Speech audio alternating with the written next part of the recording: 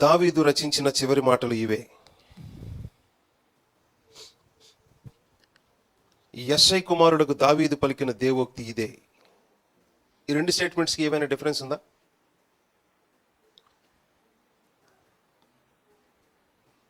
ఈ రెండు స్టేట్మెంట్స్కి basically same. యాకోబు దేవుని చేత అభిషిక్తుడై మహాధిపత్యము నొందిన వాడును, ఇశ్రాయేలీల స్తోత్ర గీతములను మధురగానము చేసిన గాయకుడుకు దావీదు పలికిన దేవోక్తి ఇదే.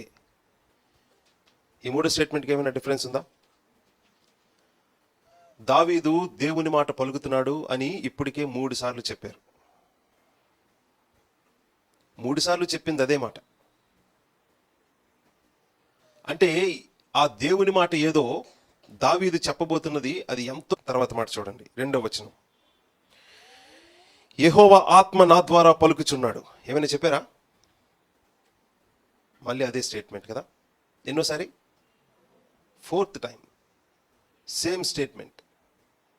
3 సార్లే ఎక్కువ అనుకుంటే 4 సార్లు చెప్పాడు. యెహోవా ఆత్మ దేవోక్తి నా ద్వారా పలుకుతున్నాడని దావీదు ఇప్పుడు 4 సార్లు చెప్పారు. పోయిన తర్వాత ఏంటో చెప్పబోతున్నదని చూశారనుకోండి, ఏముంది ఆ 2వ వచనం, 2వ మాట, ఆయన వాక్కు నా నోట ఉన్నది. ఇది కూడా అంతే. అంటే ఎన్నోసార్లు రిపీట్ చేశారు ఆయన? 5 సార్లు. 5 సార్లు దేవుని మాట నా నోట్లో ఉంది, నేను అది చెప్పబోతున్నాను అన్నారంటే అది ఎంత ఎంత ముఖ్యమైన మాట చూడండి. 3వ వచనం, ఇశ్రాయేలీయుల దేవుడు సెలవిచ్చుచున్నాడు. ఇప్పుడైనా చెప్పారా? బట్ స్టిల్ ఎన్నోసారి ఇది? 6th time. 6 సార్లు మార్చి మార్చి తిప్పి రిపిటేటివ్గా ఆయన చెప్తున్న మాట ఒకటే. అంటే అది ఎంత ప్రాముఖ్యమైన మాట చూడండి. ఇప్పుడు తర్వాత ఆయన ఏం చెప్పారు చూస్తారా? 3వ వచనం 2nd లైన్, ఇశ్రాయేలీయులకు ఆశ్రయదుర్గముగా వాడు నా ద్వారా మాట్లాడుచున్నాడు. మొత్తం కలిపితే 7 సార్లు ఇశ్రాయేలీయుల దేవుడైన యెహోవా యొక్క ఆత్మ, అదే దేవోక్తి అంటే దేవుడు పలికిన మాట, నా ద్వారా మాట్లాడుచున్నాడని 7 సార్లు చెప్తున్నాడంటే అది ఎంత ప్రాముఖ్యమైన విషయమో మీరు అర్థం చేసుకోండి. అది కూడా ఈ రాజుగారు ఎప్పుడు చెప్తున్నారు? 1st line, 1st verse. అంటే ఆయన డెత్ బెడ్ మీద ఉన్నాడు. ఆయన మరణించడానికి చివరిగా ఇచ్చిన మెసేజ్ ఇది. తన దేశానికి, కుటుంబానికి, తన ప్రజలకి, ఈ దేవుణ్ణి నమ్ముతున్న వారందరికీ దావీదు అనే ఇశ్రాయేలు దేవుడు 2వ రాజు మరణించడానికి సిద్ధంగా ఉన్నాడు. ఆ డెత్ బెడ్ మీద ఉండి ఆయన చెప్పిన చివరి సందేశం, అది కూడా తన సొంతది కాదు, దేవుడు ఆయనకి ఇచ్చిన మెసేజ్. ఆ మెసేజ్ విషయంలో వినే వాళ్ళందరూ మామూలుగా అటెన్షన్ ఇవ్వకూడదు, చాలా సీరియస్. 7 టైమ్స్ 7 అంతల అటెన్షన్ ఇవ్వాలని 7 టైమ్స్ ఆయన ఆ మాట చెప్పాడు. అంటే ఏం చెప్పబోతున్నాడో చూడండి, ఆ మెసేజ్ ఏంటో చూడండి. ఆ మెసేజ్ అంతా మనం చూడం, 1st లైన్ మాత్రమే చూస్తాం. ఇంతకీ ఆయన చెప్పిన మెసేజ్లో 1st మాట ఏంటి చూస్తారా? అది ఏంటో మాట అండి, మనుష్యులను ఏలు నొక్కడు పుట్టును. ఆ మాట మీ అందరికీ గుర్తుంటుందా అమ్మా? ఈ మాట మీ అందరికీ గుర్తుంటుందా? మనుష్యులను ఏలు నొక్కడు పుట్టును. జస్ట్ 4 వర్డ్స్, పదాలు. మనుష్యులను ఏలు నొక్కడు పుట్టును. మనిషి అన్న ప్రతి వాడిని, అంటే ఈ లోకమంతటిని పరిపాలించడానికి ఒక మనిషి పుడతాడని చెప్పారు. పుట్టాడా లేదా? ఎవరు?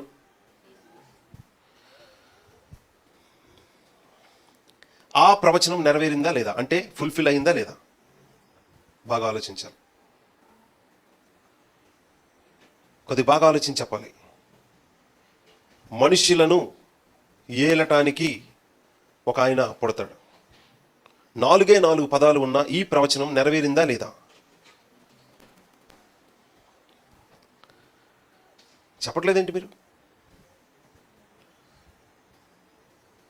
ఏం సార్ మీరేం చెప్పట్లేదు? క్రిస్మస్కి ఆ అబ్బాయి పుట్టాడు కాబట్టి నెరవేరింది అన్నారు. ఆ పుట్టేవాడు దేనికోసం పుట్టాలి? The very purpose of his birth ఏంటి? ఈ అకార్డింగ్ టు దిస్ వర్స్, మనిషిను, అంటే మనిషి అన్న అంటే ఈ లోకమంతటిని పరిపాలించాలి. ఇప్పుడు చెప్పండి, ఆ ప్రవచనం 4 పదాలు, only 4 words, 1 statement. Is it really fulfilled? నెరవేరిందా? నెరవేరలేదు అన్న తప్పే. ఎందుకంటే 2 పదాలు నెరవేరాయి, అంటే జరిగాయి ఆల్రెడీ. బట్ 2 పదాలు ఇంకా జరగలేదు. ఆయన పుడతాడు అని చెప్తే ఆయన పుట్టడం జరిగింది. ఒకరు పుడతారు, అది జరిగింది. కానీ ఆ పుట్టేవాడు దేనికి పుట్టాలంటే మనుషులన్న ప్రతి వారిని పరిపాలించడానికి. ఈ మాట చూస్తే చాలా మంది క్రైస్తవులు ఎలా అర్థం చేసుకున్నారంటే, యేసు ప్రభువుని మనం ప్రభువుగా అంగీకరించాంగా, రాజుగా ప్రతిష్ఠించుకున్నాంగా, మనల్ని ఆయన పరిపాలిస్తున్నాడుగా, అవసరం వచ్చినప్పుడు అద్భుతాలు చేస్తున్నాడుగా, మనం కాని పని చేస్తే మనల్ని కొడుతున్నారుగా, శిక్షిస్తున్నారుగా, సరి చేసుకుంటున్నారుగా, పోషిస్తున్నాడుగా, కాపాడుతున్నాడుగా. So he's right now ruling us, reigning over us, మనల్ని పరిపాలిస్తున్నాడని చెప్తున్నారు. అది ఎంత బోటకమో తెలుసా? ఎక్కడ పరిపాలిస్తున్నాడు? ఒకవేళ ఇదే నిజం అనుకుందాం, ఆయన మనుషుల్ని ఏలుతున్నాడు, పరిపాలిస్తున్నాడు. ఎక్కడ పరిపాలిస్తున్నాడు? ఎక్కడ కాదు.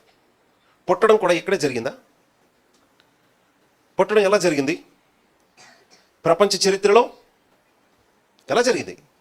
మనం అనుకుంటున్నామా, విశ్వసిస్తున్నామా, నమ్ముతున్నామా, ఊహించుకుంటున్నామా? నిజంగానే చరిత్రలో జరిగిందా పుట్టడం? ఆ మానవుడు పుట్టడం చరిత్రలో నిజంగానే జరిగినప్పుడు ఈ మానవులందరినీ పరిపాలించడం అనే మాట కేవలం ఊహల్లో, మనసుల్లో, విశ్వాసంలో జరగడం, అది రైట్ ఇంటర్ప్రిటేషన్ కాదు బైబిల్ని. మానవుల్ని పరిపాలించడానికి ఒక ఆయన పుడతాడు అనే మాటలో పుట్టడం అనేది హిస్టారికల్గా ఎంత లిటరల్గా జరిగిందో, అలా పుట్టేవాడు ఈ లోకమంతటిని పరిపాలించడం అనేది కూడా అంత హిస్టారికల్గా లిటరల్గా జరగాలి. బైబిల్ ఎలా అర్థం చేసుకుంటారంటే మహానుభావులు, అలా అనకూడదు. కానీ మరి నాకు మాత్రం అర్థమైంది ఎలాగా? మంచి సేవకుల యొక్క బోధ వినబట్టే కదా, నేర్చుకోబట్టే కదా, ప్రభు నేర్పించబట్టే కదా. అలా అనకూడదు. కానీ ఇదే రైటు, అది తప్పు అని వాదించే వాళ్ళకి ఆ మాట ఏమంటారంటే, 4 పదాలు ఉన్న ఒక్క స్టేట్మెంట్లో 2 పదాలని లిటరల్ ఇంటర్ప్రిటేషన్ ఇస్తారు. అంటే అక్షరాల అర్థం, బైబిల్కి భాష్యం ఇస్తారు, అంటే అర్థం ఇస్తారు. కానీ మిగతా 2, ఆ పక్కనే ఉన్న 2 పదాలకి స్పిరిచువల్ మీనింగ్ ఇస్తారు. అది రైట్ కాదు. ఇస్తే ఫుల్ స్టేట్మెంట్కి స్పిరిచువల్ మీనింగ్ ఇవ్వాలి. అది నిజంగా హిస్టారికల్గా లిటరల్గా జరిగితే మొత్తం అంతా లిటరల్ మీనింగ్ ఇవ్వాలి. అంటే అర్థం ఆ వచనంలో ఉన్న ఆ 4 పదాల్లో కేవలం 2 పదాలే నెరవేరాయి అంటే మిగతా 2 కూడా అక్షరాల జరుగుతాయి. ఈ ఒక్క స్టేట్మెంటే, ఈ 4 పదాలే ఎంటైర్ ఈ బైబిల్ మొత్తం, ఈ బైబిల్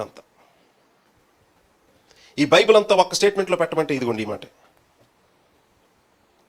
ఈ ప్రపంచ చరిత్ర అంటే ఏంటో, క్రియేషన్ నుంచి అన్క్రియేషన్ వరకు, అంటే దేవుడు సృష్టించిన దాన్ని అంతటిని లైవ్ చేస్తాడు, ఒకరోజు లేకుండా తీస్తాడు.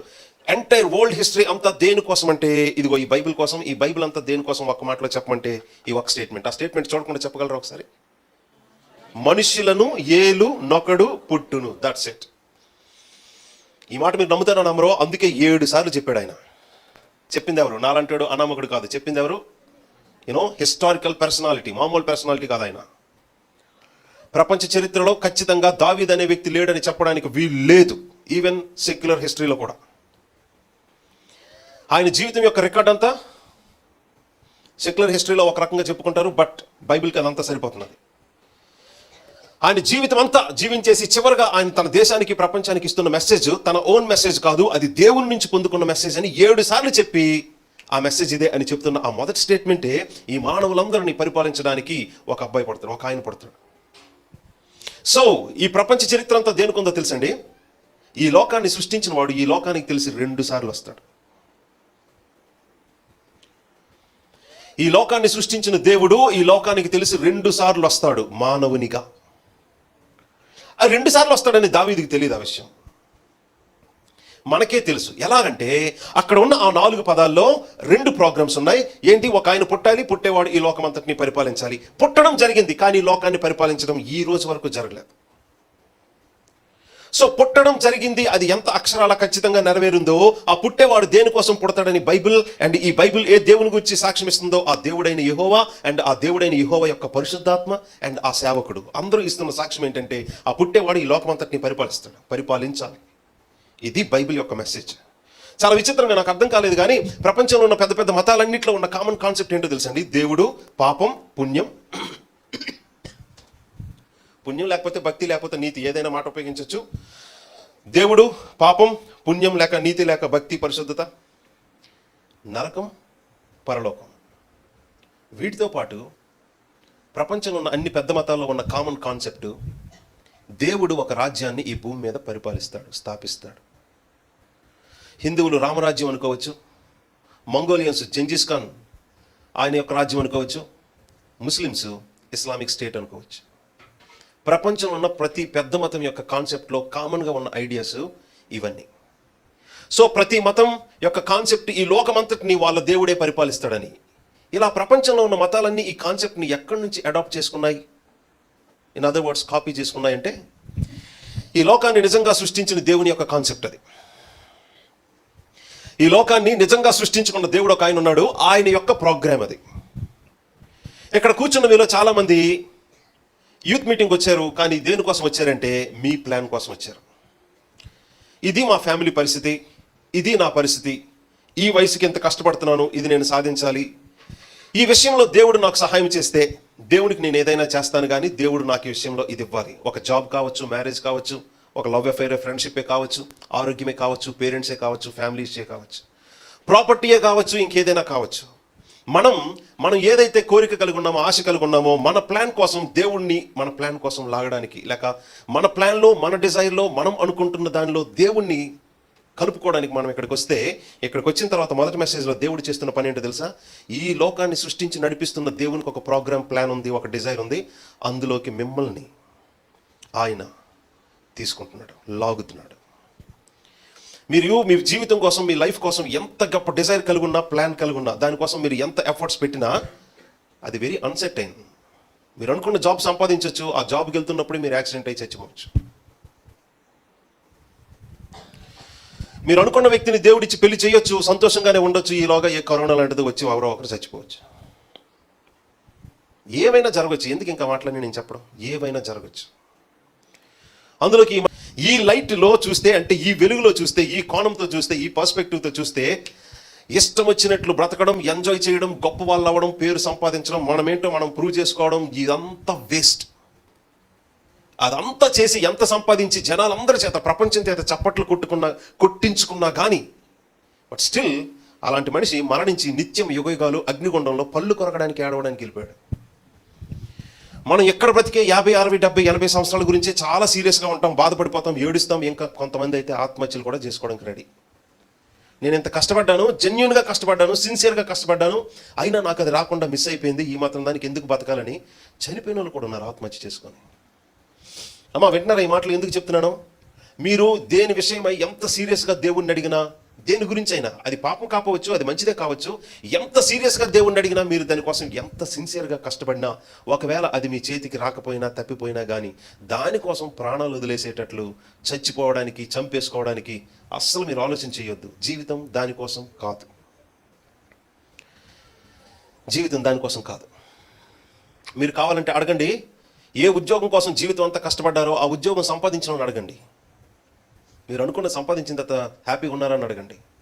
ఒక్కరు కూడా చెప్పరన్నమాట. ఏం ఉద్యోగం, ఆ రోజే బాగుండేది అని అంటారు వాళ్ళు. ప్రాణాలు తోడేస్తున్నారు ఈ గవర్నమెంట్.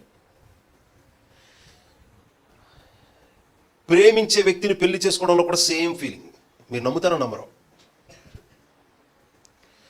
మనకి ముందు, అంటే పెళ్లికి ముందు ఎంతో అద్భుతంగా కనిపించిన ఎవరైనా కానీ పెళ్ళైన తర్వాత, ఫస్ట్ నైట్ తర్వాత, మరుసటి రోజు లేవగానే ఆ బెడ్ మీద వాళ్ళ మొహం చూడండి, ఇలా తేను కారుతూ ఉంటుంది, జుత్తు అంతా ఇంకోలా ఉంటుంది, వాళ్ళ ఒరిజినల్ రంగు కనిపిస్తుంది. దీనికోసం యుద్ధాలు చేసేసాను అనుకుంటాం. దీనికోసం అంటే స్త్రీ అని కాదు అక్కడ, అంటే ఈ మాత్రం దానికైనా యుద్ధాలు చేసి, పోరాటాలు చేసి,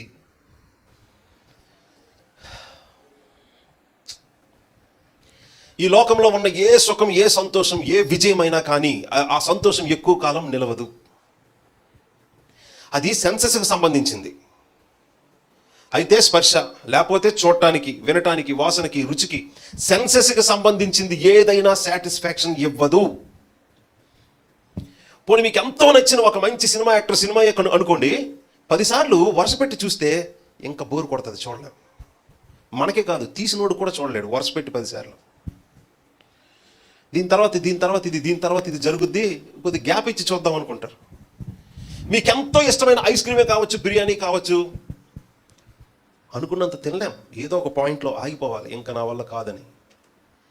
ఈ భూమి మీద ఉన్న ఈ జీవితంలో మీరు కోరుకుంటున్నది ఏదైనా అది పొందుకున్నంత వరకే ఆ సంతోషం, సంతృప్తి. ఆ తర్వాత మీకు అది ఉండదు. జ్ఞాని ఎవరు అంటే ఈ సత్యాన్ని అర్థం చేసుకొని, ఏది మీరు కోరుకున్న కానీ దాని విషయంలో మరి నా ప్రాణం అన్నంత ఫీలింగ్ పెట్టుకోరు. దేని గురించి కోరుకోవచ్చు, దానికోసం మీరు కష్టపడవచ్చు, దేవుడు ఇవ్వడానికి కాదు, ఇస్తారు. మీరు అనుకున్న దానికంటే గొప్పవే చేస్తాడు ఆయన. కానీ అది లేకపోతే నా జీవితం లేదు అని అనుకోవడానికి nothing deserves except one thing and one person. ఈ వ్యక్తి, లేకపోతే ఈ కెరియర్, లేకపోతే ఈ ప్రోగ్రామ్, నేను అనుకుంటున్న ఇది జరగకపోతే ఇంకా నా జీవితం వేస్ట్, ఇంకా నాకు అక్కర్లేదేమి అని మీరు ఎప్పుడు అలాంటి నిర్ణయానికి, ఆలోచనకి రాకూడదు. ఎందుకంటే మీ ప్రాణానికి సమానంగా అర్హత కలిగింది ఏది ఈ లోకంలో లేదు. మీ ప్రాణం, మీ జీవితం అంత విలువైనది. దానికి అసలైన సంతోషం ఇవ్వడానికి మనల్ని ఈ లోకాన్ని సృష్టించిన వాడు వేసిన ప్లాన్ చూడండి, ఎంత విచిత్రం, ఎంత అద్భుతం. ఈ లోకాన్ని సృష్టించిన వాడు లోకానికి 2 సార్లు వస్తాడన్న విషయం దావీదుకి తెలియదు. ఇదంతా ఒకసారి జరుగుద్ది అనుకున్నారు ఎవరు? ఓల్డ్ టెస్ట్మెంట్ నమ్ముతున్న యూదులు, ఇశ్రాయేల్ దేశస్తులందరూ ఈయనే క్రీస్తు అయితే ఇప్పుడు ఈయన రాజ్యాన్ని స్థాపిస్తాడని అందరూ ఆయన వెనకాతలు అందుకే వెళ్ళారు. ఒకవేళ ఈయనే క్రీస్తా, ఈ యేసే క్రీస్తు అయితే ఇప్పుడు గవర్నమెంట్ని స్థాపిస్తాడు, ఎలా స్థాపిస్తాడో అందులో మాకేమిస్తాడో అని ఆయన వెంబడించారు. అందరూ అదే కదా. ఈవెన్ ఇంకో విచిత్రం ఏంటో తెలుసా, ఆయన మరణించి తిరిగి లేచిన తర్వాత 40 రోజులు వాళ్ళతో పాటు ఉన్నారే, రుజువులన్నీ ఆయన నిజంగా తిరిగి లేచాడని వాళ్ళకు రుజువులన్నీ చూపిస్తూ పరలోక రాజ్యం, దేవుని రాజ్యం గురించి వివరిస్తూ 40 డేస్ వాళ్ళతో ఉన్నప్పుడు కూడా వాళ్ళు ఏమని అడిగారో అపొస్తలుల కార్యాల గ్రంథం 1వ అధ్యాయం. ఇప్పుడు చూడొద్దు, మీరు తర్వాత చూడండి. అపొస్తలుల కార్యాల గ్రంథం 1వ అధ్యాయం. ఆ శిష్యులందరూ వచ్చి ఏమని అడిగారు తెలుసా? ఇప్పుడైనా నువ్వు రాజ్యాన్ని ఇస్తావా ఇజ్రాయెల్కి అని అడిగారు. అంటే వాళ్ళ మైండ్ ఎంతసేపు దేని చుట్టూ తిరుగుతుందో మీకు అర్థమవుతుందా? ఈయనే క్రీస్తు అయితే క్రీస్తు దేనికి వస్తాడని ఇజ్రాయెల్ అందరికీ తెలుసు. ఈ విషయం క్రైస్తవులు తెలియకపోవడం చాలా ఆశ్చర్యంగా ఎటకారంగా ఉంది. ఈ క్రీస్తే నిజంగా, ఈ యేసే క్రీస్తు అయితే ఆ క్రీస్తు ఎందుకు పుడతాడంటే లోకమంతటిని పరిపాలించడానికి, ఇజ్రాయెల్ కేంద్రంగా. ఎందుకు ఆ కాన్సెప్ట్ వాళ్ళకు ఉందో తెలుసా? జాగ్రత్తగా ఆలకించండి. ప్రపంచ చరిత్రలో ఏదో ఒక కాలంలో ఏదో ఒక రాజ్యం ఎప్పుడు సూపర్ పవర్, ప్రపంచం అంతటిని శాసించే రేంజ్లో సూపర్ పవర్లో ఉంది. ఒకప్పుడు ఈజిప్ట్ కావచ్చు, తర్వాత అసిరియన్స్ కావచ్చు, బాబిలోనియన్స్ కావచ్చు, గ్రీస్ కావచ్చు, రోమన్స్ కావచ్చు, మన బ్రిటిష్ వరకు కావచ్చు. ఏ కాలంలో తీసుకున్నా ఏదో ఒక రాజ్యం ప్రపంచం అంతటిని శాసించే సూపర్ పవర్గా ఉంది. కానీ ఏ కాలంలో కూడా ఇజ్రాయెల్ లేదు ఆ లిస్ట్లో. మళ్ళీ ఇజ్రాయెల్ ఏం క్లెయిమ్ చేస్తుంది తెలుసా? ఈ లోకమంతటిని సృష్టించిన దేవుడు మా దేవుడే అని ఇజ్రాయెల్ క్లెయిమ్ చేస్తుంది. ఈ లోకాన్ని సృష్టించిన దేవుడైన యెహోవా ఏమంటారో తెలుసా? ఈ లోకమంతా ఎన్ని రాజ్యాలున్నా నేను కోరుకున్నది ఇజ్రాయెల్నే అని ఆయన చెప్తాడు. కానీ ఈ లోకమంతటిని సృష్టించి నడిపిస్తున్న దేవునికి సంబంధించిన రాజ్యం మాత్రం ఏ కాలంలో కూడా సూపర్ పవర్ ఈ రోజు వరకు అవ్వలేదు. ఎప్పుడు వేరే వేరే రాజ్యాలు అయ్యాయి కానీ ఈ రోజు వరకు అవ్వలేదు. బట్ ప్లాన్ మాత్రం ఉంది. ప్రపంచమంతటిని ఒకరోజు పరిపాలించే ఒకే ఒక సూపర్ పవర్ కింగ్డమ్ ఇజ్రాయెల్ అనేది బైబిల్ యొక్క మెసేజ్ అంతా. ఇది నచ్చదు అనుకోండి చాలా మంది జనాలకి. అయితే మన దేశం సూపర్ పవర్ అవ్వాలని ఎవరైనా కోరుకుంటారు, ఆ దేశాల్లో పుట్టినవారు. ఇజ్రాయెల్ సూపర్ పవర్ అవుద్ది, మనందరం వాళ్ళ కంట్రోల్లో ఉంటామంటే ఎవరికి నచ్చదు. కానీ ఈ లోకాన్ని సృష్టించిన వాడి యొక్క ప్లాన్ ఇది. ఈ లోకమంతటిని పరిపాలించడానికి, ఈ లోకమంతటిని సృష్టించిన వాడు మానవునిగా వస్తాడు అనేది బైబిల్ యొక్క మెసేజ్. మరి పుట్టినప్పుడు మరి రాజ్యాన్ని స్థాపించి పరిపాలించాలి కదా, మరి ఆ పార్ట్ ఎందుకు చెయ్యలేదు అంటే మనకు ఒక పెద్ద సమస్య ఉంది. ఏంటా సమస్య? మనకు ఒక పెద్ద ప్రాబ్లం ఉంది. ఏంటా ప్రాబ్లం? ఈ లోకమంతటిని దేవుడే వచ్చి పరిపాలించాలనుకుంటే మనుషులకు ఒక సమస్య ఉంది. ఏంటా సమస్య? ఇదిగోండి కాంటెక్స్లో ఉంది, మొదటి వచనంలో అదే సమస్య. ఏంటి మొదటి వచనంలో ఉన్న కాంటెక్స్ట్ ప్రాబ్లం? డెత్ బెడ్ మీద ఉన్నాడు ఆయన. ఎందుకో తెలుసా? శ్రద్ధగా ఆలకించండి. దేవుడు ఈ లోకాన్ని పరిపాలించాలి అని అనుకుంటే దేవుడు పరిపాలించే రాజ్యంలో పాపం ఉండదు, భయం ఉండదు, మరణం ఉండదు. ఆ ఆనందం, సంతోషం నిత్యం ఉంటుంది, దీర్ఘకాలం ఉంటుంది. కానీ మానవుల ఎప్పుడు ఏ రోగం వస్తుందో, ఎప్పుడు ఎలాగ మరణం వస్తుంది అనే భయంలో ఉన్నప్పుడు దేవుడు ఈ లోకాన్ని పరిపాలించినా వారు సంతోషంగా ఉండలేరు. ఎందుకంటే వాళ్ళ సంతోషానికి ఒక పెద్ద సమస్య భయం, బికాజ్ ఆఫ్ మరణం. సో ఆయన రాజ్యం భయం లేకుండా, మరణం లేకుండా, రోగం లేకుండా నిత్యం సంతోషం కలిగే రాజ్యముగా ఈ దేవుడే ఈ లోకాన్ని పరిపాలించాలంటే ముందు ఆయన ఏం తీయాలి? దేనికి చెక్ పెట్టాలి?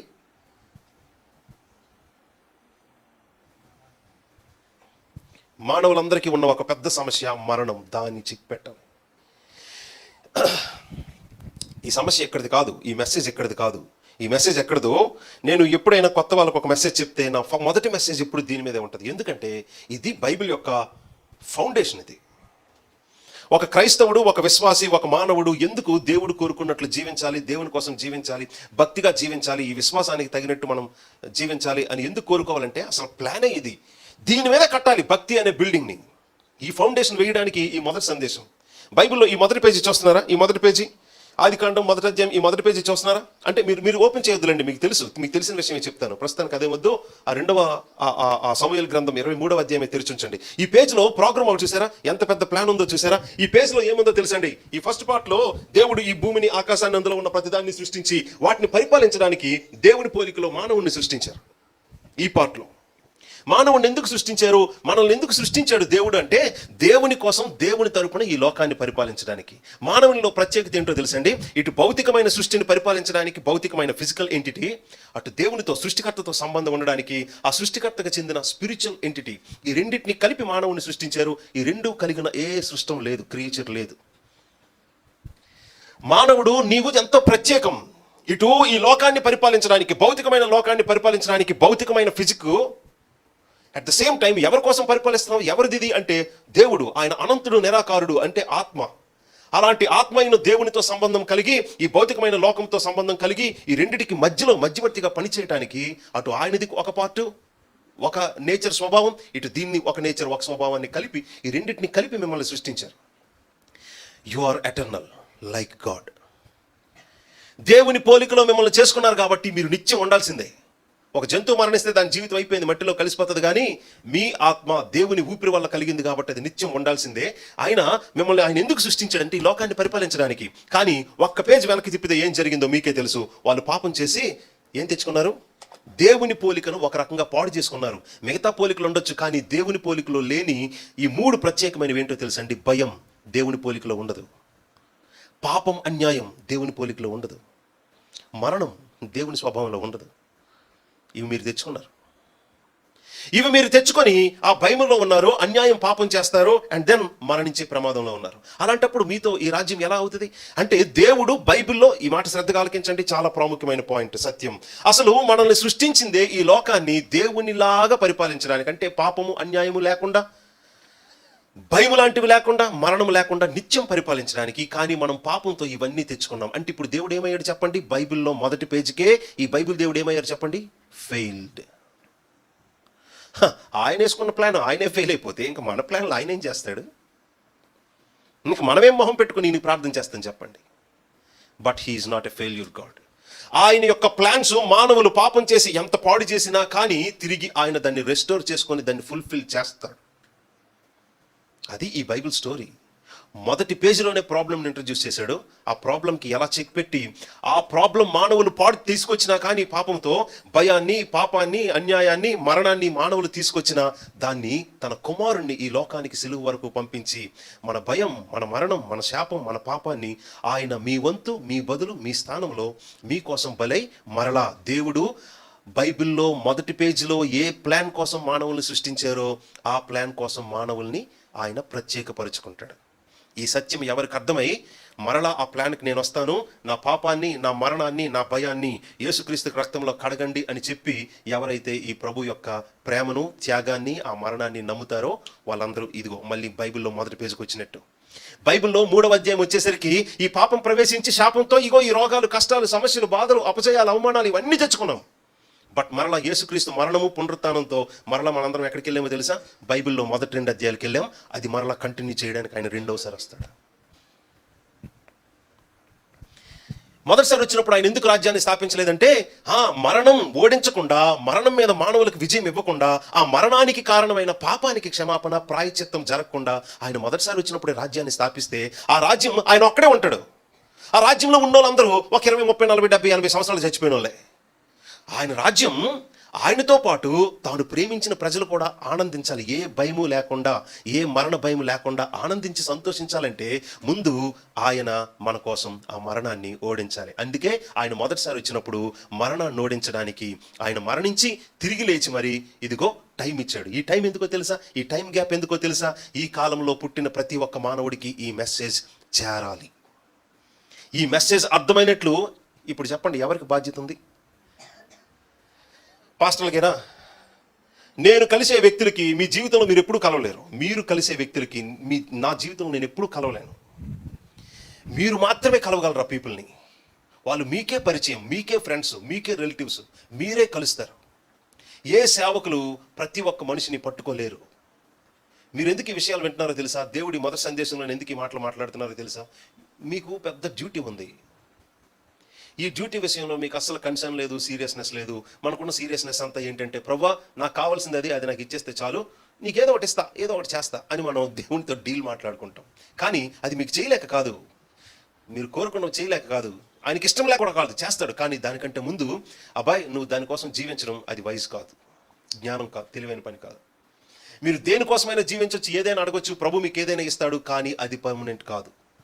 పర్మనెంట్గా ఉండేది ఏంటో తెలుసా? నిత్యం నిలిచి ఉండేది ఏంటో తెలుసా అండి? ఇదిగో ఆయన ప్లాన్, ఆయన ఉద్దేశం, ఆయన వాక్యం, ఆయన రాజ్యం, ఆయన ప్రజలు. కాబట్టి మీరు ఏం అడగాలనుకున్నా దేవుణ్ణి ఇప్పుడు ఎలా అడగాలో తెలుసా? నీ రాజ్యం కోసం, నీ ప్లాన్ కోసం నేను ఇంకా ఎఫెక్టివ్గా, ఫ్రూట్ఫుల్గా, పవర్ఫుల్గా, యూస్ఫుల్గా ఉండడానికి నాకు ఇది ఇవ్వు, ఇది చెయ్యని అడగాలి. అర్థమవుతుందా ఈ మాట? మీరు మ్యారేజ్ అడుగుతారో, పిల్లల్ని అడుగుతారో, మ్యారేజ్ అయ్యాక ఆరోగ్యమే అడుగుతారో, ఆయుష్ అడుగుతారో, డబ్బులే అడుగుతారో, ఒక ఆస్తి అడుగుతారో, ఒక కారే అడుగుతారో, సెల్ ఫోన్ అడుగుతారో, కంప్యూటర్ ల్యాప్టాప్ అడుగుతారో, ఒక జాబ్ అడుగుతారో, మంచి కెరీర్ అడుగుతారు, గొప్ప బిజినెస్ అడుగుతారు. మీరు ఏదైనా అడగచ్చు. బట్ అడగడానికి ప్లాన్, మీ ప్లాన్ కోసం దేవుణ్ణి లోపలికి ఇన్వాల్వ్ చేయడం కాదు. ఇది గాడ్స్ ప్లాన్. దీనికోసం ఆయన తన రక్తాన్ని చిందించడానికి శరీరాన్ని ధరింపజేసి తన కుమారుణ్ణి పంపించాడు. ఎంతగా ఇన్వెస్ట్ చేశాడు తన రెస్పెక్ట్ని. మనలాంటి ఒక ఫూల్ మొహం మీద ఉమ్ము వేస్తే దానికి కూడా ఆయన అందుబాటులోకి వచ్చాడు, అవైలబుల్గా వచ్చాడు, అంత కిందకు వచ్చాడు. ఎందుకంటే ఈ మాట ఎందుకు చెప్తున్నాను? ఆయన రెస్పెక్ట్, గ్లోరీ అంతటిని ఇన్వెస్ట్ చేశాడు ఈ ప్లాన్ కోసం. మిస్ అవ్వదు, తిరిగి లేకుండా జరుగుద్ది. కాబట్టి వాట్ ఈజ్ విజ్డమ్? అసలు జ్ఞానం ఏంటో తెలుసండి? అసలు క్రిస్టియన్ ఫెయిత్ ఏంటో తెలుసండి? అసలు క్రిస్టియన్ లివింగ్ ఏంటో తెలుసండి? ఇది నా ప్రభు ప్రోగ్రామ్, ఇది నా ప్రభు ప్లాన్. దానికోసం నేను ఎలా ఉపయోగపడాలి, ఏం చేయాలి? అందుకు మీకు డబ్బులు అవసరం, సమాజంలో ఒక స్థానం అవసరం, జాబ్. అందుకు మీకు సమాజంలో ఒక గౌరవం అవసరం, అందుకే మ్యారేజ్ అవసరం. అందుకు మీకు ఆరోగ్యం అవసరం, అందుకు మీకు డిసిప్లిన్స్ అవసరం. భక్తి నిజానికి ఏంటో తెలుసా అండి? డిసిప్లిన్స్. ఇష్టం వచ్చినట్టు ఎంజాయ్ చేసి, ఎంజాయ్మెంట్ అని చెప్పి ఇష్టం వచ్చినట్లు తిరిగి ఏవో రోగాలు అంటించుకొని ఇంకా ఆ సంతోషం కోల్పోయి ఎవరికి మొహం చూపించుకోలేక మరణానికి సమీపించడం, అది జీవితం కాదు కదా. దేవుడు ఎందుకు వద్దన్నారో తెలుసండి? ఎందుకు ఆజ్ఞలు ఇచ్చారో తెలుసా? మిమ్మల్ని కాపాడడం కోసమే. మీ గౌరవాన్ని, ఆరోగ్యాన్ని, ఆయుష్ని కాపాడడం కోసమే ఆయన ఆజ్ఞలు ఇచ్చారు. అంతేగాని ఏటి దేవుడు అది చేయొద్దంటాడు, ఇది చేయొద్దంటాడు, మరి ఇంకే ఎంజాయ్మెంట్లు చెప్పితే జీవితం ఎందుకు అనుకుంటారు? నో, ఎంజాయ్మెంట్లు వద్దని చెప్పలేదు. అన్ని రకాల సుఖాలు, సరదాలు, అన్ని రకాల రుచులు మనం ఆనందించాలని పెట్టాడు. కానీ దానికి ఒక విధానం ఉంది, దానికి ఒక టైం ఉంది. టైం కాని దగ్గర, ఆయన ఏరియా కానప్పుడు మనం ఎక్కడ పడితే అక్కడ మనకి నచ్చిందని, అవకాశం వచ్చిందని చెయ్యకూడని పనులు చేయడం వల్ల మన గౌరవాన్ని, మన పవర్ని, మన ఆరోగ్యాన్ని, ఆయుష్ కాలాన్ని కోల్పోతాం. అలాగే సమాధానం, గౌరవం కోల్పోతే, సంతోషం కోల్పోతే ఇంకేం జీవిస్తాం చెప్పండి? ప్రాణం ఉన్నా కానీ ఎప్పుడు భయంతోనే ఉండాలి. కాదు. దేవుడు మీకు అన్ని రకాల సంతోషాలు సిద్ధం చేసి ఉంచాడు, మీకోసమే ఉంచారు. అండ్ డెఫినెట్గా మీకు ఇస్తారు ఆయన మంచి సమయంలో. కాబట్టి మీరు లోకం పరిగెట్టే రీతిలో మీరు పరిగెట్టి చెయ్యకుండా పాపాలు, అపవిత్రమైనవి చేసి ఆయనకు కోపాన్ని రేపకూడదు. అందులోకి ఒక పాపం వద్దు అని దేవుడు ఎందుకు చెప్తారు అంటే, మళ్ళీ చెప్తున్నాను, మీ క్షేమం కోసమే, మీ సమాధానం, మీ ఆరోగ్యం, మీ ప్రాణం కాపాడడం కోసమే ప్రభు ఆజ్ఞలు ఇచ్చారు. ఇది అర్థం చేసుకోండి. దేవుని ఆజ్ఞలు చాలా భారమైనవి అని చెప్పడం, వో అంటు యు అని అన్నాడు ఒక దగ్గర బైబిల్లో. మీకు శ్రమ, దేవుని ఆజ్ఞలు భారమని చెప్పుకున్న వారులారా మీకు శ్రమ. ఈ శ్రమ అంటే దేవుడు ఏదో శ్రమ పెడతాడని కాదు. ఈ దేవుని ఆజ్ఞలు మాకు కష్టంగా ఉన్నాయి కాబట్టి పాటించమని ఆ ఆజ్ఞలు మీరి చెయ్యకుండా పనులు ఏవో చేశారనుకోండి, మీరు దొరికిపోతారు ప్రమాదానికి. అలాగే ప్రమాదం మీకు మీరే తెచ్చుకుంటారు, కానీ దేవుడేమి కొట్టే దెబ్బ కాదు. ఇది అర్థం చేసుకోండి. కాబట్టి ఎంజాయ్ చేయడానికి ఎన్ని పిచ్చి అవకాశాలున్నా అవి మీ ప్రాణానికి, ఆరోగ్యానికి, గౌరవానికి ప్రమాదకరమైనవని అర్థం చేసుకొని దేవునికి భయపడండి. కాదు, దేవుణ్ణి అర్థం చేసుకోండి. పాపం చేస్తే దేవుడు కొడతాడు, శిక్షిస్తాడు అనే కాన్సెప్ట్ కంటే ముందు పాపం చేయడం వల్ల మీరే ప్రమాదంలో తెచ్చుకుంటారు, ప్రమాదంలో పడతారు. అందులో ముఖ్యంగా మీరు కోల్పోయేది ఏంటో తెలుసండి? సంతోషం, సమాధానం. పాపం చెయ్యనంత వరకు ఫ్రీగా, రిలాక్సింగ్గా, హ్యాపీగా ఉంటాం. పాపం ఏదో జీవితంలో వచ్చిన తర్వాతే ఎప్పుడేం జరుగుద్దో, అనవసరంగా ఎందుకు ఈ పిచ్చి పని చేశాను, పోనీ చేసిన దాంట్లో నేను ఏం తినేశాను, నేను ఈ మాత్రం దానికి ఎందుకు అలా పరిగెట్టానని చాలా రిగ్రెట్స్ ఫీల్ అవుతారు. మీరు నష్టపోకూడదు. మీ సంతోషం, మీ ఆనందం, మీ ఆరోగ్యం, మీ ఆయుష్కాలం, మీరేది నష్టపోకూడదు. మీ గౌరవం, మీ రెస్పెక్ట్ ప్రాముఖ్యం. అది కోల్పోకూడదనే ప్రభు ఆజ్ఞలు పెట్టారు. కానీ మిమ్మల్ని ఊరికే ఏదో ఒక శాడిస్ట్ లాగా కష్టాల్లో, బాధల్లో పెట్టేటట్లు చేసేవాడు కాదు. నవ్వునిచ్చింది ఆయనే. నవ్వడం పాపం కాదు, కానీ ఎందుకు నవ్వుతున్నాం, ఎవరితో నవ్వుతున్నాం అనేది విషయం. అండ్ దెన్ అతి ప్రాముఖ్యమైన సత్యం చెప్పడానికి వచ్చాం మనం. మరి చూడండి ఒకసారి దయచేసి, మనం చూస్తున్న వాక్య భాగం 2వ సమూయేలు గ్రంథం 23వ అధ్యాయం.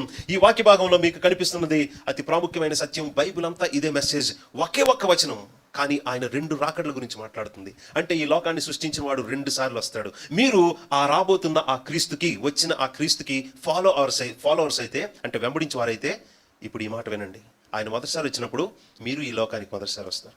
ఆయన మొదటిసారి లోకానికి వచ్చినప్పుడు ఆయనకేం జరిగిందో, ఆయన వెంబడిస్తున్న వాళ్ళ లోకానికి మొదటిసారి వచ్చినప్పుడు వాళ్ళకి అదే జరుగుద్ది.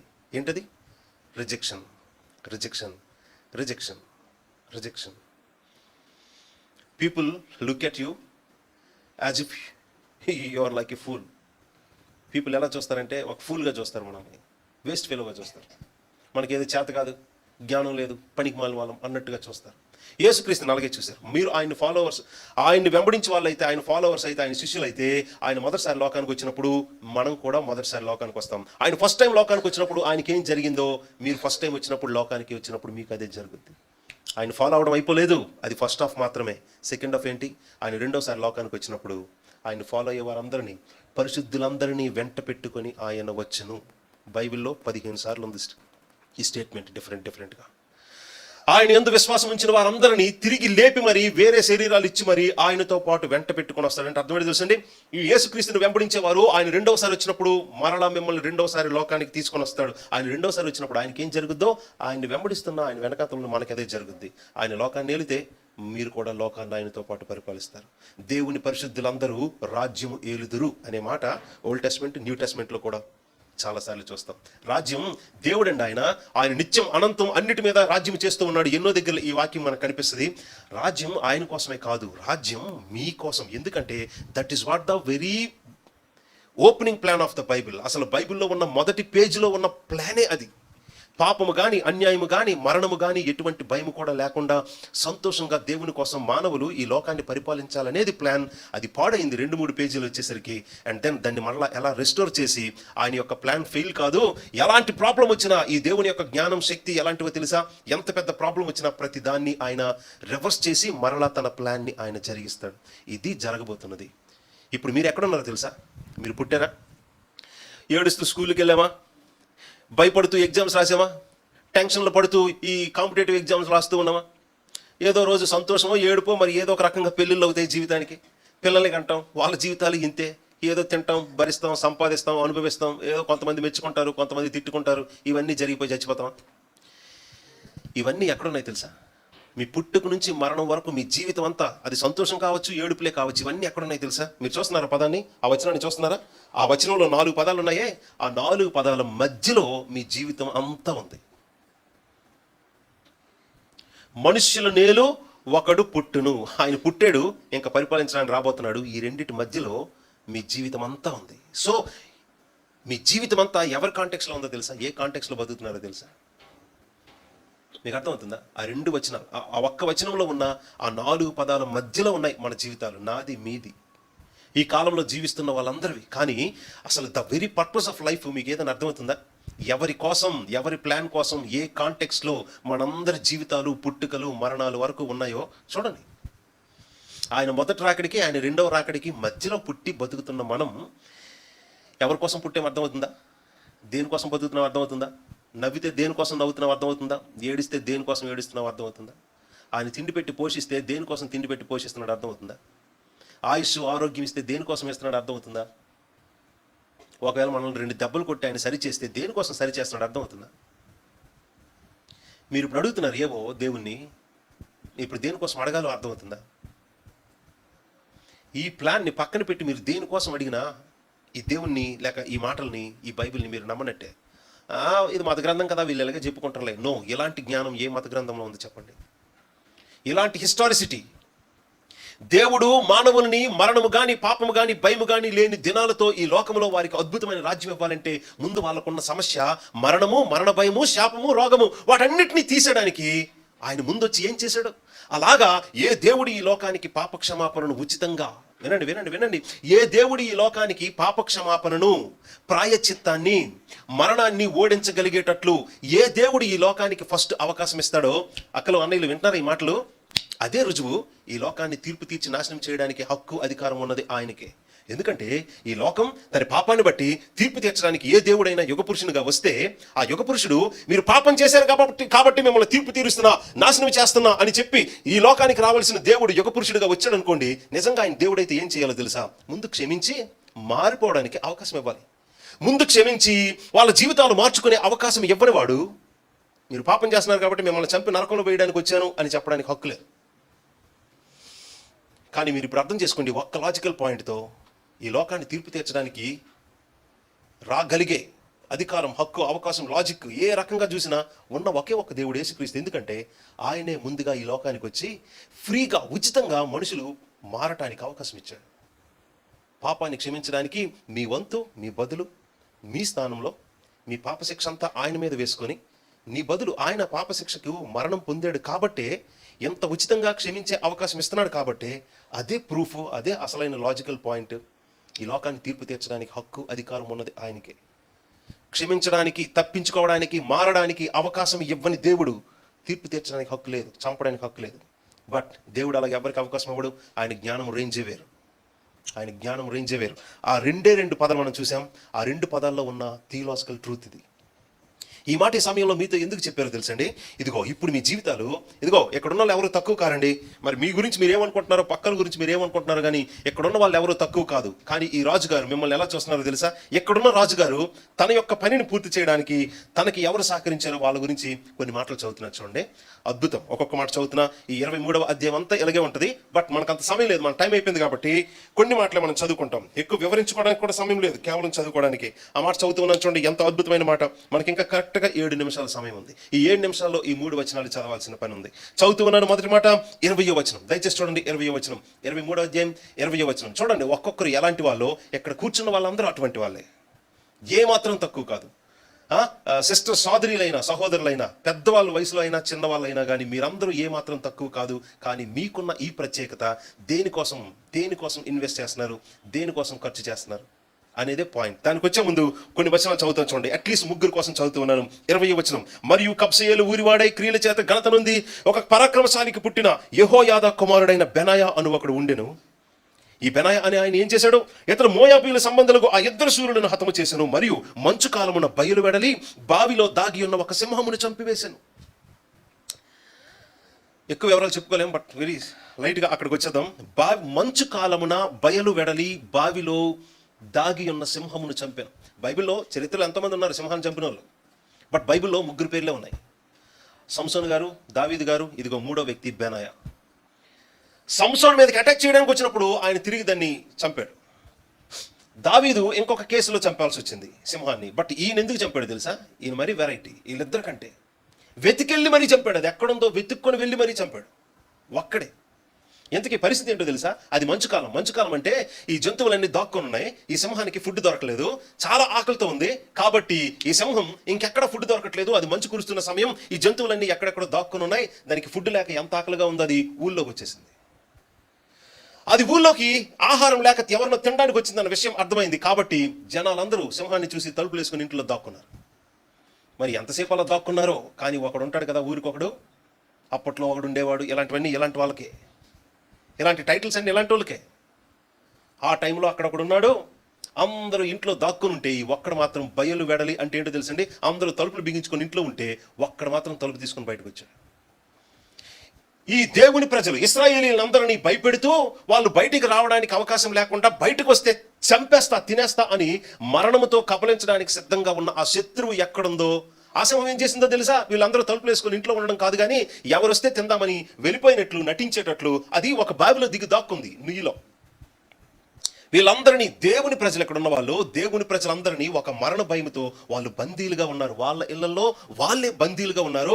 అలాంటి వాళ్ళని విడిపించి వాళ్ళని మరణంతో భయపెడుతున్న శత్రువు ఎక్కడుందో దాన్ని వెతికి వెళ్ళి మరి చంపి తన ప్రజలకు విడుదల ఇచ్చిన ఒక రక్షకుడు. ఇక్కడ ఎవరు కనిపిస్తున్నారు?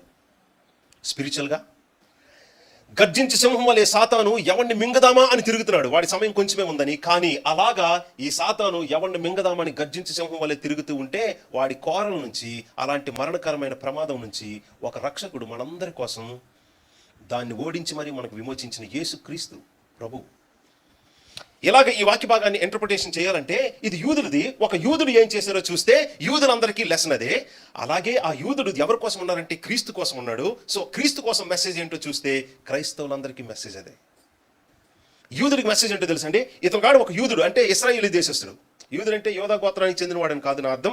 ఇశ్రాయేలీ దేశస్థుడు. ఒక ఇశ్రాయేలీ దేశస్థుడు దేవుని ప్రజలందరినీ భయపెడుతూ వాళ్ళని బందీలుగా ఉంచిన ఒక సమస్య ఉంది. ఒక శత్రువు ఉన్నాడు. ఆ శత్రువు ఎవరైనా కానీ తన ప్రజలకి విమోచన, స్వాతంత్రం అనుగ్రహించడానికి ఒక రక్షకుడు బయలు వెడలి సమస్య ఎక్కడుందో, శత్రువు ఎక్కడున్నాడో వెతికి మరీ దాన్ని చంపి తన ప్రజలకు విమోచన కలిగించే ఈ రక్షకుల్లో ఎవరు కనిపిస్తున్నారు అంటే, యూదులందరూ అర్థం చేసుకోవాల్సిన పాఠం, ఇలాగే మనందరి కోసం దేవుడు క్రీస్తును లోకానికి పంపిస్తే ఆయన మనందరినీ ఇలాగే అసలైన ప్రమాదం నుంచి, శత్రువు నుంచి మనల్ని రక్షిస్తాడు అనేది ఒక పాఠం. ఇలాగా యూదులు, ఇశ్రాయేలు దేశస్తులు ఇలాంటి పాఠం చూస్తున్నప్పుడు దేవుని ప్రజలు ఎవరైనా అలాంటి బంధకాల్లో ఉంటే వారు వెంటనే ఇలాగ విశ్వాసంతో దేవునికి ప్రార్థన చేసి ఆయన మీద ఆధారపడి అవతల ఉన్నది ఎంత పెద్ద శత్రువు అయినా ఢీ కొట్టాలి. అది విశ్వాస పాఠాన్ని దేవుడు ఓల్డ్ టెస్టమెంట్ కాలంలో వాళ్ళకు నూరిపోస్తుంటే, అది న్యూ టెస్టమెంట్ థియాలజీలో క్రీస్తు, సాతాను, మరణము, పాపము, నిత్య నరకం నుంచి దేవుడు కోరుకున్న ప్రజలను క్రీస్తు రక్షించడానికి రక్షకునిగా లోకానికి వచ్చాడనేది ఎంత తిరిగిలేని సత్యమో 4వ స్టెప్లో, 4వ పాయింట్లో క్రీస్తుకి అది నిజమైతే ప్రతి క్రైస్తవుడు అదే బాధ్యతతో ఉన్నాడు. అంటే అర్థమేంటో తెలుసండి, మీకు తెలిసిన మీ ఫ్రెండ్స్, మీ ఇంటి వాళ్ళు, మీకు ఫ్యూచర్లో పుట్టేవాళ్ళు, మీ కన్నవారు అందరూ ఒక పెద్ద ప్రమాదంలో ఉన్నారు, శత్రువు చేతిలో ఉన్నారు. మరణము, నరకము కారణం పాపం. అందులో నుంచి దేవుడు కోరుకుంటున్న మీ స్నేహితుల్ని, మీ ఇంటి వారిని, మీ ఫ్యామిలీ మెంబర్స్ని మీరు విడిపించడానికి మీరే రక్షకునిగా పని చేయాలి. అంటే మీరు కూడా సాతానుతో పోట్లాడక్కర్లేదు. ఒక రకంగా ఇదిగో ఆల్రెడీ మన కోసం రక్షణను సాధించి పెట్టిన యేసుక్రీస్తు యొక్క కృపను, ఆ శిలువ మరణ పునరుత్థానాలని మీరు సువార్త ప్రకటించే వారిగా ఉండాలి. ఈ సత్యం ప్రకటిస్తే చాలు, వాళ్ళు ఆ 100 బంధకాల్లో నుంచి, ఆ పాపం నుంచి, దుఃఖం నుంచి, మరణ భయం నుంచి, శాపం నుంచి విడుదల పొందుతారు. ఇదే బాధ్యత ఈ రోజుకి మీకుంది. బట్ ఈ టైంలో ఇప్పుడు ఆ మాట ఎందుకు చెప్తున్నారో తెలుసండి, ఇక్కడ ఉన్న ఈ బెనాయా రికార్డ్స్ చూస్తే అద్భుతం. బట్ అంత గొప్ప రికార్డ్స్, ధైర్య సాహసాలు ఉన్నవాడు ఆయన వాళ్ళ ఊరిలో కత్తి పాతి, ఈ ఊరికి నేనే మొనగాడిని అని చెప్పి ఆ ఊర్లో ఉన్న వాళ్ళందరికీ యుద్ధం నైపుణ్యత ట్రైనింగ్ ఇచ్చి ఒక చిన్న సైన్యాన్ని తయారు చేసి ఆ పక్క ఊరిపై ఈ పక్క ఊరిపై పడి ఊర్లు కలిపేసుకుని ఒక చిన్న రాజ్యాన్ని కట్టేసుకొని రాజు అయిపోగలడు. కానీ తనకున్న ధైర్య సాహసాలు, ఈ శక్తియుక్తులు, తనకున్న ఈ ప్రత్యేకత, ఈ రికార్డ్ని తన సొంత రాజ్యం కట్టుకోవడానికి, రాజు అయిపోవడానికి ఖర్చు చేయలేదు. కానీ జీవితకాలం కనిపించకుండా ఇంకొక ఆయన వెనకాతలు ఉన్నాడు. ఎవరు వెనక? 8వ వచనం చూడండి, ఎవరు వెనక ఉన్నాడు జీవితం అంతా. దావీదు అనుచరులలో బలాఢ్యులెవరనగా. చూసారా మాట?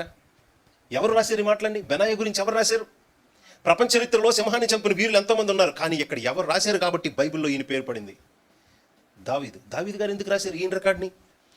ఇదిగో నా ప్రాణం కాపాడడానికి నా బాడీ గార్డ్స్లో ఒక ఆయన ఎలాంటోడో తెలుసా? సింహం ఊరలందరినీ భయపెట్టి చాలా ఆకలితో ఉంది, చాలా పవర్ఫుల్గా ఉంది. ఈవెన్ అలాంటి దాన్ని వెతికి మరీ వెళ్ళి చంపి, ఆ సింహాన్ని చంపి ఊరి వాళ్ళందరినీ విడిపించిన వాడు నా వెనకాతలు ఉన్నాడు, నన్ను కాపాడడానికి, నా పని చేయడానికి, నాకు సహకారిగా. అలాంటి వాడు కావాలనుకుంటే ఒక చిన్న రాజ్యాన్ని కట్టేసుకోవచ్చు, రాజు అయిపోవచ్చు. కానీ తనకున్న ఆ ప్రత్యేకత తన కోసం వాడుకోలేదు, కానీ దేవుడు కోరుకున్న ఒక వ్యక్తి కోసం ఖర్చు చేశాడు. ఇంకొక వ్యక్తి గురించి చదువుదాం పైన 18వ వచనం చూడండి. 18వ వచనం, సెరూయా కుమారుడును యోవాబు సహోదరుడైన అబీషై తన అనుచరులలో ముఖ్యుడు. దావీదు అనుచరులలో ఇతను ఒక ముఖ్యుడంట. ఈయనేం చేశాడో తెలుసా? అతడు ఒక యుద్ధములో 300 మందిని హతము చేసి వారి మీద తన ఈటను ఆడించను. ఇందులో ఏమర్థమవుతుంది? గన్నతోనో బాంబులేసో చంపడం సులభమే 300 మందిని. కానీ ఈయన చంపింది కత్తితో కాదు, ఈటతో. 300 మందిని చంపి ఆ శవాల మీద ఈట ఆడిస్తున్నాడంటే అర్థమేంటో తెలుసా? స్టిల్ అతని చేతిలో ఇంకేముంది? అతని చేతికి స్టామినా, దమ్ముంది. ఇంకా ఎవరైనా వస్తే స్టిల్ హీ కెన్ ఫైట్. 300 మందిని చంపడం అంటే ఎలా ఉంటుందో తెలుసా యుద్ధంలో? అసలు మీ ఇంట్లో ఉన్న బట్టలన్నీ మీరు ఒకరోజు ఉతికేయండి, మిషన్లో కాదు. మరుసటి రోజు చేతులు లేవు, అసలు మనమే లేవు బెడ్ మీద నుంచి. అలాంటిది ఈటంటే ఎలా ఉంటుందో తెలుసా? ఎంత బరువు ఉంటుందో తెలుసా? గుణపమే మనం చాలా బరువు ఉంటుంది. గుణపం ఎప్పుడైనా చూసారా? గడ్డపాలు అంటారు కదా, ఈట దానికి డబల్ ఉంటుంది. అంత బరువైన దాన్ని పట్టుకొని తిప్పడం ఏంది? దాంతో 300 మందిని చంపడం ఏంటి? యుద్ధంలో పడుకున్న వాళ్ళని చంపడం కాదు, మళ్ళీ తన మీద దాడి చేస్తున్నప్పుడు దాడిని తప్పించుకొని తిరిగి అటాక్ చేసి చంపాలి. 300 మందిని చంపి ఆ శవాల మీద ఈటని కాడిస్తున్నాడంటే ఆ పవర్ని ఏమనాలి? ఎనర్జీని ఏమనాలి? ఇలాంటి వాడు ఒక ఊరిలో ఉంటే ఒక జనం రాజు అయిపోవచ్చు. కానీ జీవితకాలం తన శక్తిని, తన రికార్డ్ని తన సొంత దీనికో రెస్పెక్ట్ కోసం యూజ్ చేసుకోలేదు. జీవితకాలం ఒక ఆయన వెనకతలు ఉన్నాడు, ఆయన కోసం యూజ్ చేశాడు. ఈయనకంటే అసలు రికార్డులో దావీదు యొక్క అనుచరులు అంటే స్పెషల్ బాడీ గార్డ్స్. ఈ రాజుగారికి 37 మంది ఉన్నారు. ఆ 37 మందిలో నెంబర్ 1 ఎవరు చూస్తారా? 8వ వచనం ఇప్పుడు చూడండి. ఈయన ప్రత్యేకత ఏమనుకుంటున్నారు? చూడండి ఎంత ప్రత్యేకత. 8వ వచనం చివరికి వచ్చాం, మనం ప్రార్థన చేసి ముగించుకుంటాం. ప్రార్థన చేసి ముగించుకోవడానికి ముందు ప్రాముఖ్యమైన సత్యం చూద్దాం ప్లీజ్. ఈ మాట ఒకసారి చదువుదాం. దావీదు అనుచరులలో బలాఢ్యులు ఎవరనగా యోషే బెషబెతను ముఖ్యుడు తక్మనీయుడు. అతడు ఒక యుద్ధంలో 800 మందిని హతము చేశాడు. ఈ గన్స్ బాంబ్స్ లేని రోజులు అవి. ఒక యుద్ధంలో 800 మందిని చంపాడంటే అసలు ఈయన మనిషా మెషినా? పిల్లల్ని పడుకున్నోళ్ళని కాదు చంపింది, వీరుల్ని. వెన్ను చూపని వీరులు 100 మంది వస్తే పాపం చచ్చిపోయాడు హీరో పిలిచి మరి. స్టోరీలండి. కానీ చరిత్రలో ఇలాంటిది ఉంది. ఒక ఆయన రికార్డు ఉంది. మీరు ఎవరు బైబిల్ చూడద్దు, ఒకసారి చూడండి. 800 మందిని చంపిన ఆయన పేరు చెప్పండి. యోసే ఆయన పేరు. ఒక యుద్ధంలో 800 మందిని చంపినోడు లిస్టులో నెంబర్ 1. దావీదు అనుచరుల్లో 37 మంది బలాఢ్యులు, ప్రత్యేకమైన ఫోర్సు, స్పెషల్ బాడీ గార్డ్స్, ఒక్కొక్కడికి ఒక రికార్డు ఉంది. అందులో నెంబర్ 1 స్థానం ఎవరిదంటే ఇదిగోండి ఏంది. ఎందుకంటే ఈయన రికార్డు అలాంటిది. సరే, ఈ మాటలన్నీ మనం ఎందుకు చెప్పుకుంటామో తెలుసండి. సార్, మీకు చాలా ప్రత్యేకమైన రికార్డులు దేవుడు అవకాశం ఇస్తే వస్తాయి, కానీ అంత పెద్ద రికార్డ్స్ దేనికోసం యూజ్ చేస్తారు అనేదే క్వశ్చన్. ఒకవేళ వీళ్ళకున్న ఆ గ్రేట్ రికార్డ్స్ ఉన్నాయా, రికార్డ్స్ అంటే ఆ ప్రత్యేకత ఏదైతే ఉందో, ధైర్య సాహసాలు, వాళ్ళ యొక్క యుద్ధ పోరాట పట్టిమ, అవేమైనా ఉన్నాయి కదా స్కిల్స్, అది కేవలం వాళ్ళ కోసం ఉపయోగించుకుంటే బైబిల్లో వాళ్ళ పేర్లు ఉండేవి కాదండి. బైబిల్లో వాళ్ళ పేర్లు ఎందుకు ఉన్నాయంటే దేవుని కోసం వాళ్ళ శక్తియుక్తులు ఉపయోగించారు. పాపం చాలా మందికి దేవుడు జ్ఞానం ఇచ్చాడు, తెలివితేటలు ఇచ్చాడు, మంచిగా చదువుకునే డిసిప్లిన్ ఇచ్చాడు, కానీ అదంతా తీసుకుని వెళ్ళి దేనికి పెడతారో తెలుసా? ఒక ఉద్యోగం సంపాదిస్తారు, జీవితకాలం ఇంకంతే, దానితోనే జీవితం. ఉద్యోగం సంపాదిస్తే సంపాదించారు, కానీ ఆ ఉద్యోగమైనా, మీ జ్ఞానమైనా, మీ అందమైన, ఆరోగ్యమైన, మీ బలమైన శక్తి అయినా, మీకున్న స్కిల్స్ అయినా ఎవరి కోసం అంటే దేవుని కోసం, ఆయన రాజ్యం కోసం, తన ప్రజల కోసం. ఇప్పుడు మీరు అడుగుతారు, మేము కూడా మీకోసం ప్రార్థన చేస్తాం, బట్ మీ మోటివేషన్ సరిగ్గా లేకుండా, మీ గోల్ సరిగ్గా లేకుండా మీరు అడిగారని మేము ప్రార్థన చేస్తే అది ఏం న్యాయం చెప్పండి? దేవునికి ఏం నచ్చింది చెప్పండి? మీరు అడుగుతారు, దేవుడు ఇస్తారు, కానీ మీరు అడుగుతున్నది దేనికోసమో. మీకేమో రకరకాల మైండ్స్ ఉంటాయి. దేవుడు ఏమి మాట్లాడకుండా ఎలాగిస్తాడు చెప్పండి? ఆయనే తనకి ఇచ్చేవాడు కాదు. మీరు అడిగినవి దేవుడు చేస్తాడు, కానీ మీరు దేవుడి నుంచి పొందుకున్న ప్రతి వాణితో దేనికి ఉపయోగించాలి అనేది మీరు ఒక మంచి నిర్ణయం తీసుకోవాలి. అది మన మొదటి సందేశం. దేనికోసం ఉపయోగిస్తారు? నేను ప్రభు యొక్క రాజ్యం కోసం ఉపయోగపడతాను, కాబట్టి నాకు దేవుడు నేను ఏం అడుగుతున్నానో ఇప్పుడు దానికోసం అడుగుతాను అనే నిర్ణయం మీ నిర్ణయం కావాలి. మొదటి సందేశంతో మీరు ఏమైనా అడగండి, కానీ దేనికోసం అడుగుతున్నారో తెలుసా? నా ప్లాన్, నా డిజైర్ కోసం కాదు, నా ప్రభు యొక్క ప్లాన్ కోసం, ఆయన డిజైర్ కోసం నేను అడుగుతా. దేవునికి చాలామంది చాలా మాటలు ఇచ్చారు. దేవుడు కూడా కనికరంతో వాళ్ళు అడిగినవన్నీ చేశారు, కానీ ఆ మాటల్లో నిలబెట్టుకోలేదు ఎవరును. కానీ మీరు దేవుని యొక్క మంచి బిడ్డలు కాబట్టి దేవుడు మీ గొప్ప కార్యాలు చేస్తాడు మీ జీవితంలో. మీరు అడిగిన దానికంటే తన చిత్తం, తన ఉద్దేశం మీ జీవితంలో నెరవేర్చడానికి ఆయన అనుకున్న స్థానానికి మిమ్మల్ని తీసుకొని వెళ్తారు. కాబట్టి ప్రభువా, నీ ప్లాన్ కోసం నేనున్నాను, నా ప్లాన్ కోసం నువ్వు కాదు ప్రభువా, నీ ప్లాన్ కోసం నేనున్నాను. Bless me, help me, strengthen me, నన్ను బలపరచు ప్రభువా, నేను నిన్ను మహింపరుస్తాను. ఈ మాట చెప్తారా మరి ప్రభువుకి ప్రార్థనతో? ప్లాన్ అర్థమైంది కదా? ఇంకా కన్ఫ్యూజన్ ఉంటే మీరు అడగండి. ఈ ఆలోచనతో, ఈ కోణంలో బైబిల్ చదవండి, మీకు ఇంకెన్నో గొప్ప సంగతులు అర్థమవుతాయి. ఈ ప్లాన్ కోసం ప్రభు ఏం చేశారో ఒక్కొక్క మనిషి యొక్క జీవితం బైబిల్లో ఉందా? ఎంతోమంది జీవితాలు ఉన్నాయి. బైబిల్లో ఉన్న తన భక్తులు, ప్రవక్తలు, వాళ్ళ జీవితాలన్నీ ఈ ప్లాన్ కోసం ఉన్నాయి. మరి మన జీవితాలు కూడా ఉన్నవి ఈ ప్లాన్ కోసమే. అలాంటప్పుడు ఈ ప్లాన్ని విస్మరించి, ఇగ్నోర్ చేసి, మన ప్లానే, మనం అనుకున్నదే జీవితం అన్నట్టు పరిగెత్తి వెళ్ళడం, లోకంలో వాళ్ళు అలా వెళ్తారు, పాపం వాళ్ళకి తెలియదు. కానీ ఇంకో పెద్ద విషయం చెప్పనా? ఈ సంగతులు వాక్యం చదువుతాను, చివరి వాక్యం నేను ఆల్రెడీ మూసేశాను, బట్ చివరిగా చదివిన ఈ వాక్యం మీకు జీవితంలో ఎప్పుడు గుర్తుండాలి.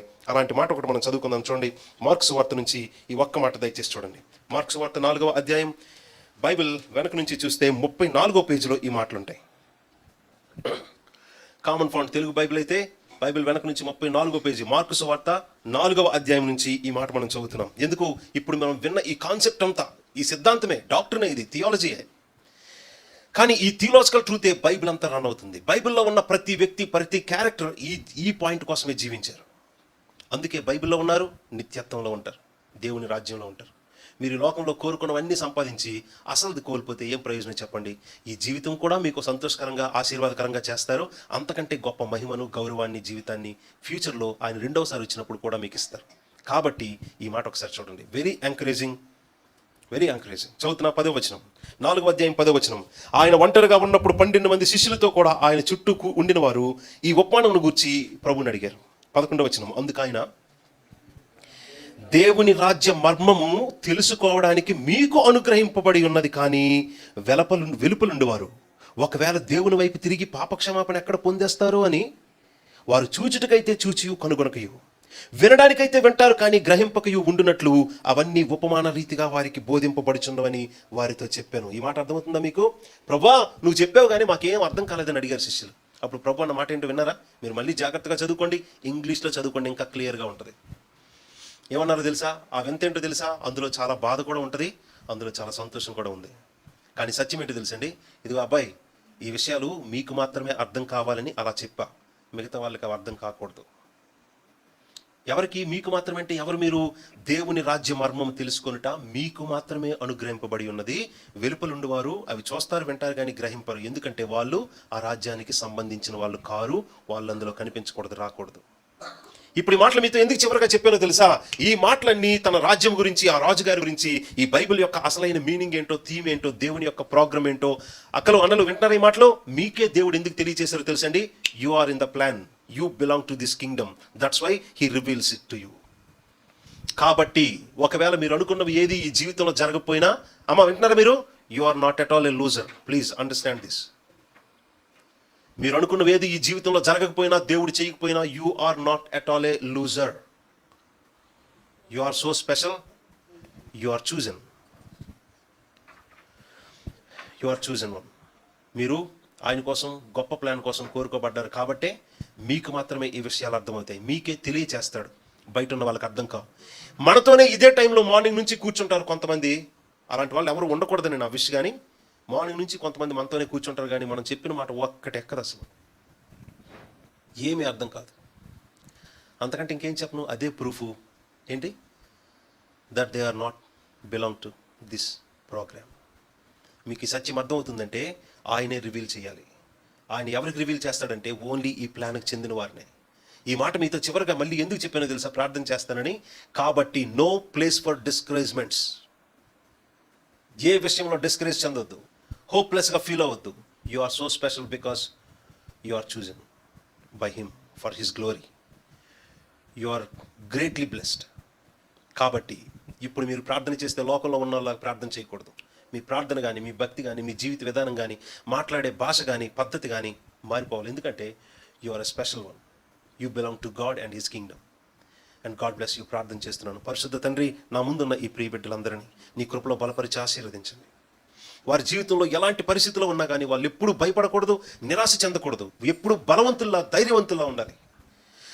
నీ రాజుగారి కోసం నీవు తయారు చేసిన నీ సహకారులు ఉన్నారే, ఒక ఆయన ఒక యుద్ధంలో 800 మందిని, ఒక ఆయన యుద్ధంలో 300 మందిని, ఒక ఆయన అంత పెద్ద సింహాన్ని, ఆకలితో ఉన్నదాన్ని ఎంతో స్ట్రాటజిక్గా పనిచేస్తున్న అలాంటి ఒక బీస్ట్ని వెతికి వెళ్ళి మరీ చంపాడంటే, ప్రభువా నా ముందున్న ఈ ప్రియ బిడ్డలందరూ ఎంతో శక్తివంతులు, జ్ఞానవంతులు. వారికి మీరు ఇచ్చిన శక్తియుక్తులు, ప్రత్యేకత, జ్ఞానం, వారికి ఇచ్చిన స్కిల్స్, అవి కేవలం ఈ లోకానికి సర్వ్ చేయకూడదు. ఈ లోకం కోసం కాదు, ఈ నాశనం అయిపోతున్న లోకం కోసం కాదు వీళ్ళు ఉపయోగపడాల్సింది. ఈ లోకంలో వారిని ఆశీర్వదించండి, బలపరచండి.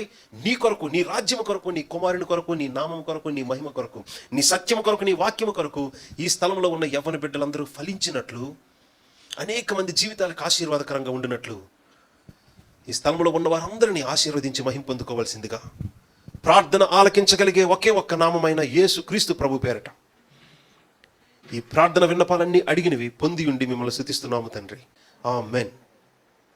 ఆమేన్.